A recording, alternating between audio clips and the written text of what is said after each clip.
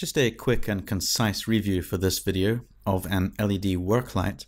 Now, this was sent to me by the manufacturer TackLife, but I have not committed to saying one thing or another, and I was looking to buy one like this anyway. So this is one of these AC powered LED floodlight mounted in a frame / stand type arrangements. They're quite common, and frankly they all look rather similar. But being LED, it should give a nice quality of light and of course be very power efficient. Nothing else much of interest on the box exterior. Here's what's inside. So apart from the manual, you get the light in two components, and obviously the light unit mounts to the stand with this single screw, so assembly is very easy. And here it is switched on, a nice white light. The reason I chose this particular light is its advertised 5000 Kelvin color correlated temperature, which is to say that the color of the light is a pure white, very close to sunlight actually, which would be 5500 Kelvin.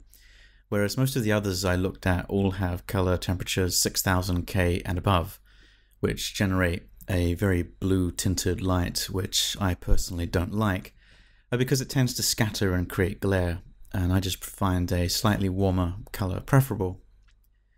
So I actually tested this using my camera, and looking at the white balance in Photoshop, I'm measuring about 4850 Kelvin, just under the 5000 claimed, which makes it even farther from that nasty blue tint. But certainly we can say it's more or less as advertised, which is great. So responsible for that light is this grid of LED SMD chips, 6 rows by 10 columns, just planted at the bottom of a very basic square reflector housing, and behind a very simple clear lens. So there's not much direction of the light happening, and no refracting being done at the lens, with the result that the light spread is very wide and even. Basically what you would just get from nude LEDs, I'd say. And that's fine for a floodlight like this. They do claim a 120-degree spread of light. It could possibly be improved in terms of the light spread with a diffusing lens, which would also reduce the harshness of the light. But that really depends on your intended application and your personal preferences. The build quality looks pretty good. The whole unit is built from metal, not plastic for the most part, including this front frame. The lens, I think, is plastic, not glass, so it might not endure UV for a long time outdoors. It is, however, supposed to be waterproof and is intended for outdoor use in general.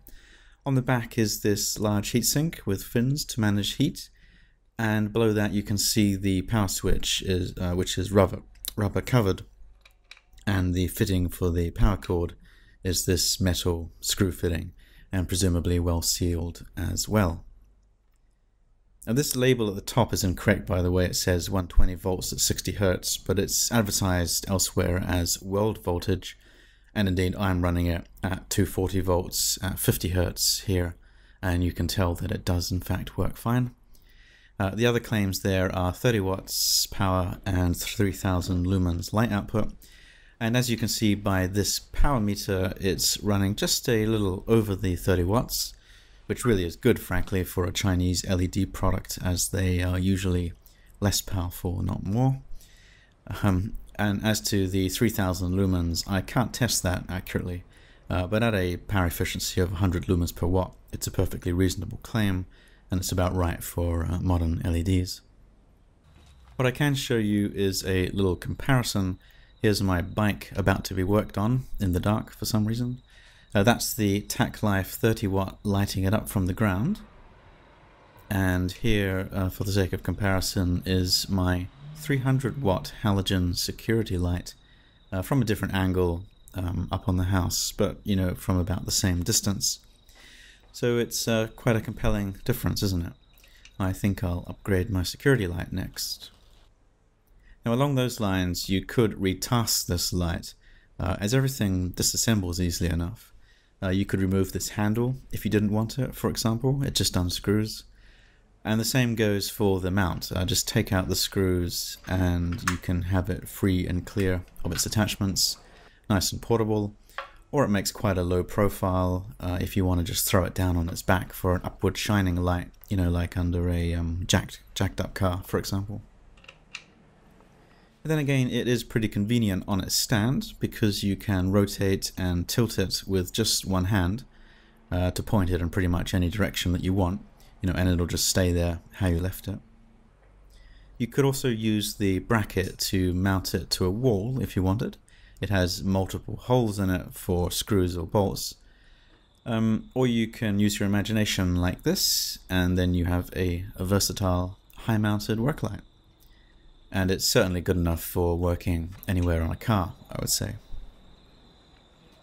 One interesting thing I did notice is that the LED chips glow very dimly when the light's plugged into power, but switched off. You can see it here, although the power draw is so small that it doesn't register on my crappy AC power meter. I don't know why this is happening. I did test continuity from ground to the case, and it is properly grounded. If anyone with electrical knowledge wants to venture an opinion in the comments, I would be interested.